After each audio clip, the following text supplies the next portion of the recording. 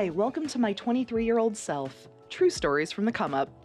This is the first episode of our podcast where we'll talk with successful women in media, entertainment, and technology about the advice they'd give their younger selves when they were coming up in those really male-heavy fields. And yes, of course, there are wonderful male allies out there as well, and you'll hear from them occasionally throughout our series. I'm Zena Burns, and I started this podcast because honestly, I really could have used it myself when I was starting my own career. 23 was the age when I got my first big-time New York City media job, and 2 decades and some change, honestly, later, I still talk with my female friends and peers regularly about the challenges that we face in these fields. I hope that the conversations in this podcast with some truly amazing women help share some valuable wisdom, and maybe we'll have some fun along the way. In this episode, I am so honored to be joined by Ellen Kay, who is an absolute legend and recent Radio Hall of Fame inductee. Before she launched her highly successful Ellen Kay morning show on Coast 103.5 in Los Angeles and her nationally syndicated Ellen Kay weekend show, she spent more than 20 years doing mornings on Kiss FM in LA, first working with Rick Dees and then working alongside Ryan Seacrest. When she moved from KISS to her sister station Coast 103.5 in 2015, she became the first and only woman to anchor a morning radio show with her solo namesake in Los Angeles radio history. Now, what does that mean if you're not in radio? Yes, you do hear other voices on the air, but this is the Ellen Kay Morning Show. She's the longest continuously airing morning show personality in that huge radio market. And along with that, she has been the voice of the Grammys, the Oscars, the Emmys, and way too many other projects to mention. That's when she's not making the world a better place by doing everything from raising money for Children's Hospital Los Angeles to finding homes for rescue dogs.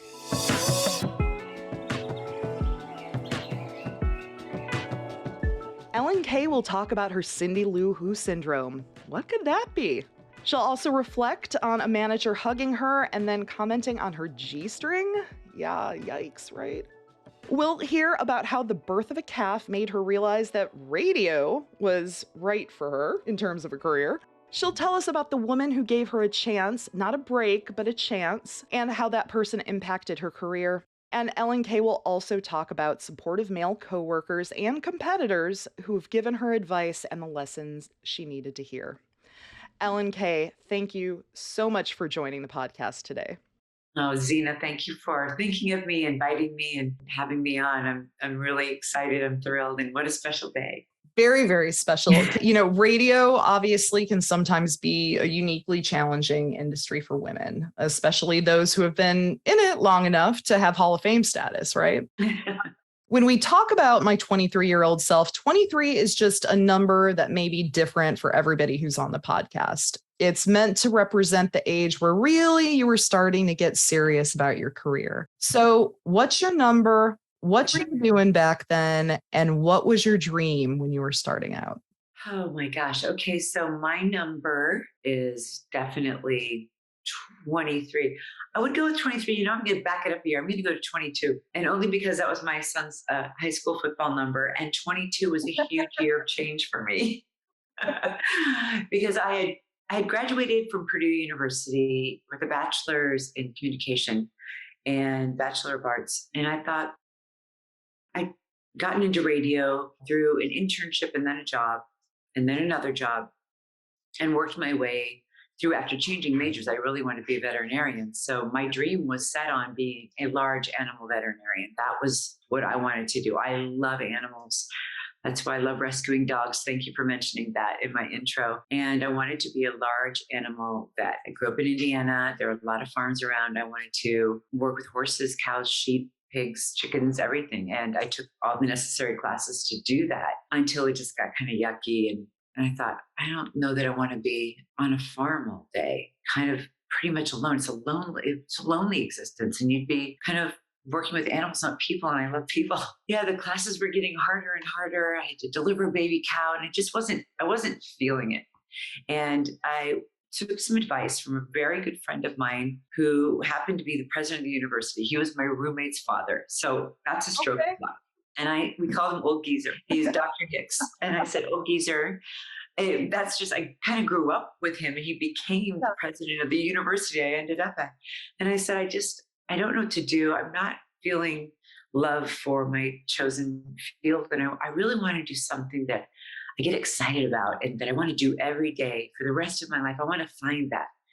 And he said, well, why don't you, so you've taken so many science classes, do something fun. What sounds fun to you? And I said, oh, wow, God, that's great. I love listening to the radio, but I'm sure that there's nothing like that. But I would love to maybe like try a radio thing. And so he said, that's what you need to do. You need to go explore that. And so I went to the campus radio station. They were full. There was no room. This was like a mid-semester transfer. And so I kind of told everybody I knew on campus, wow, I want to try radio. It just sounds fun. And then I got desperate. I said, or TV or newspaper, anything. I just want to do something fun. My older brother knew a girl who was a program director of a rock station. And she was a few years older than me, but not much. And my brother said, call Carolyn, see if she needs anyone to help her on the radio station. And she did. She needed an intern. I needed an internship. So I took it. And that's where I fell in love with radio, was right there. And then in Lafayette, Indiana, at WXUS, Carolyn Gracie as my PD. And how amazing that she's a woman.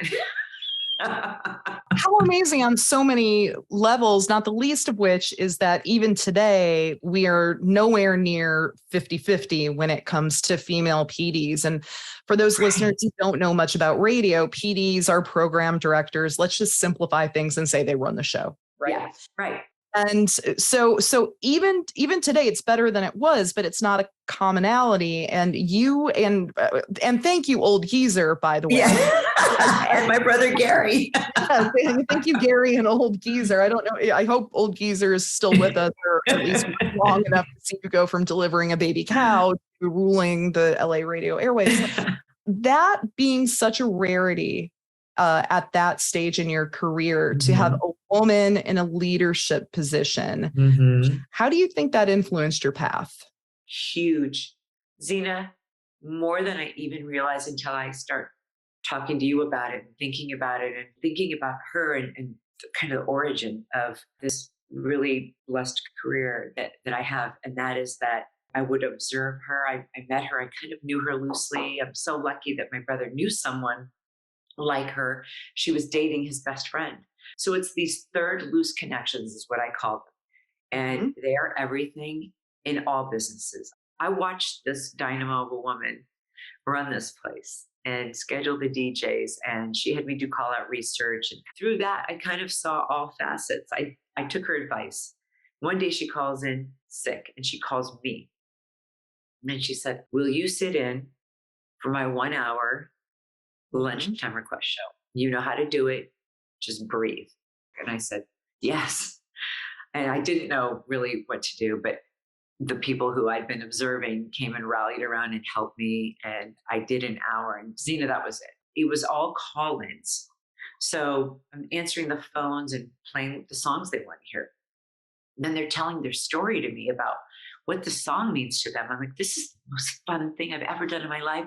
I went back to the university. I thanked Dr. Hicks, old geezer, for opening my eyes to what could be.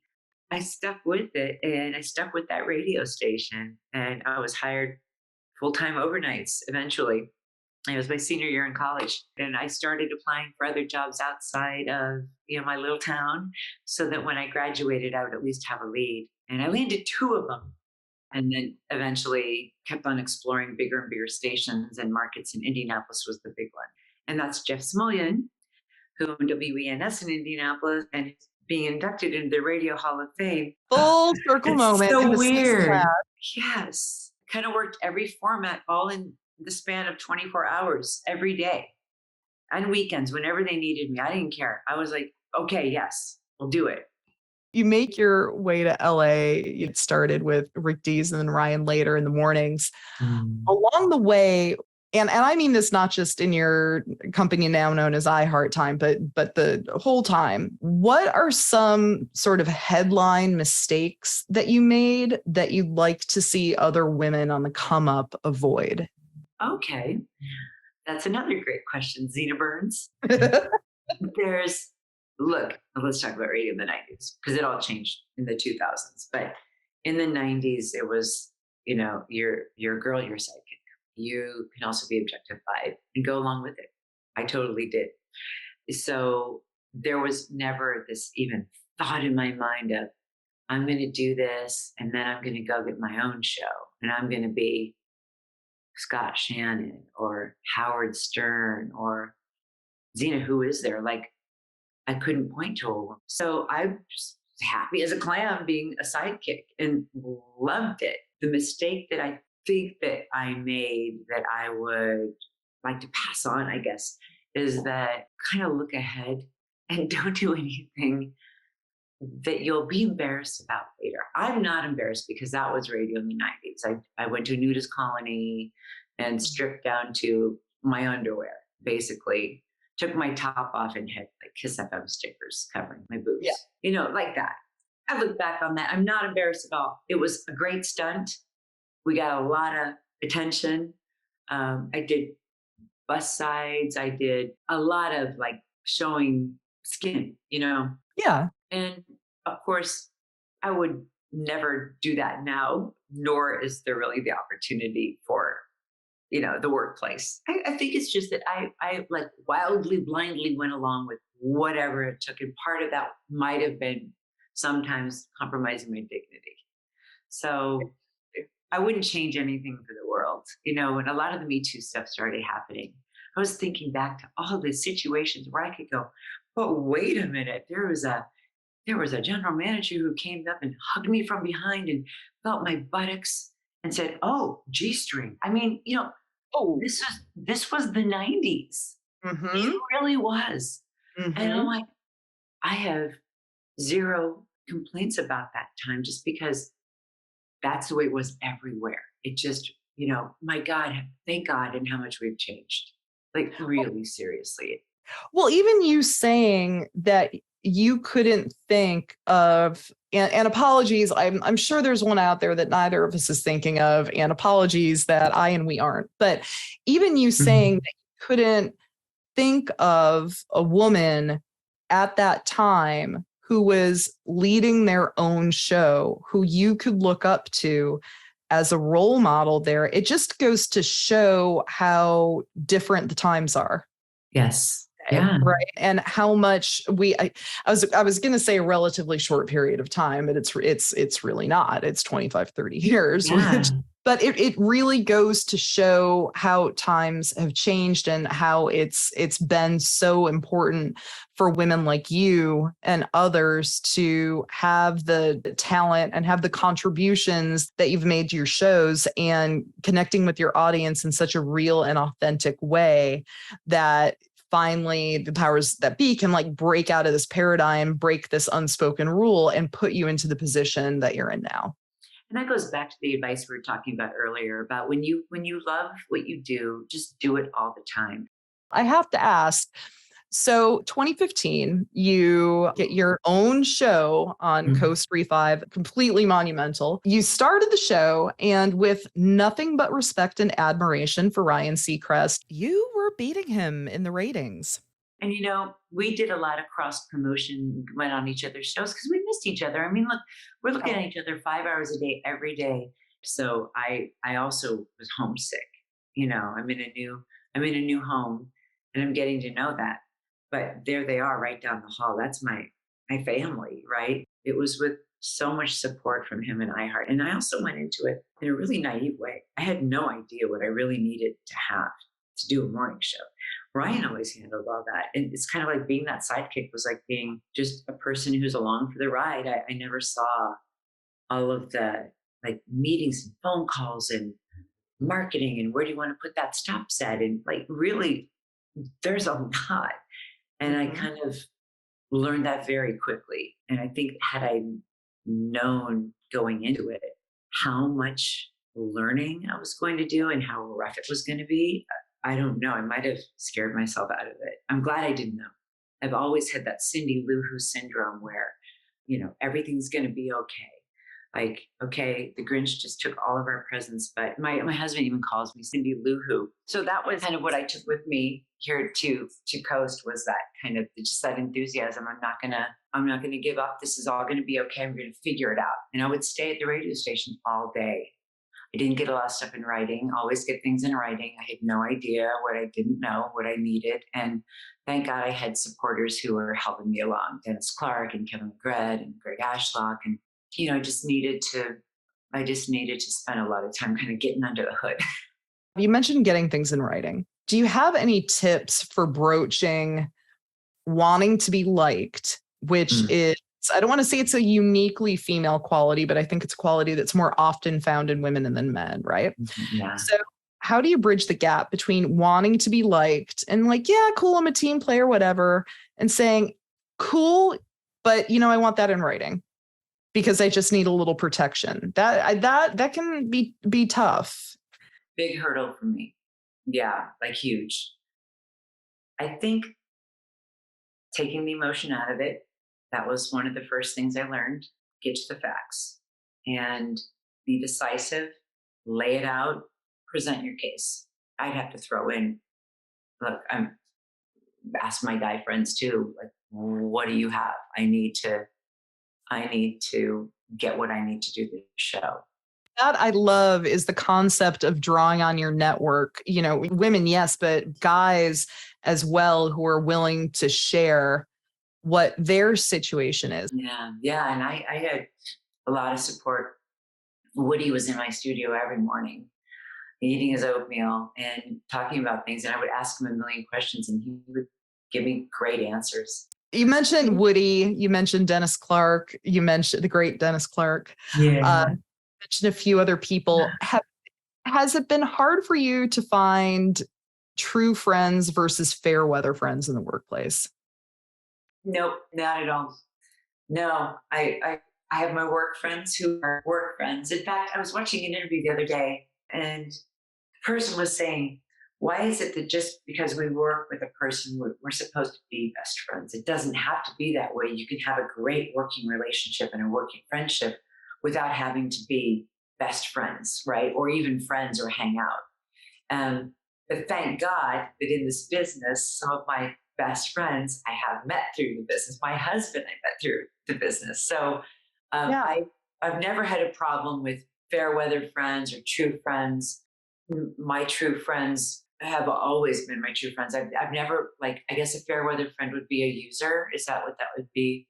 That's what I consider a fair weather friend. No, user of clout or a user of fun when you're more fun than you are a downer, but right. User of some sort. You mentioned meeting your husband in the business. I wanted to ask you about this because I know you've been with your husband, Roy, for quite some time. Yeah. And I bring it up because that started as a workplace relationship. Yes. Those have come under more scrutiny in recent years, but you and Roy have been together for a long time and you have a son in college. So obviously there was and there is something very, very right there. What made it right for you?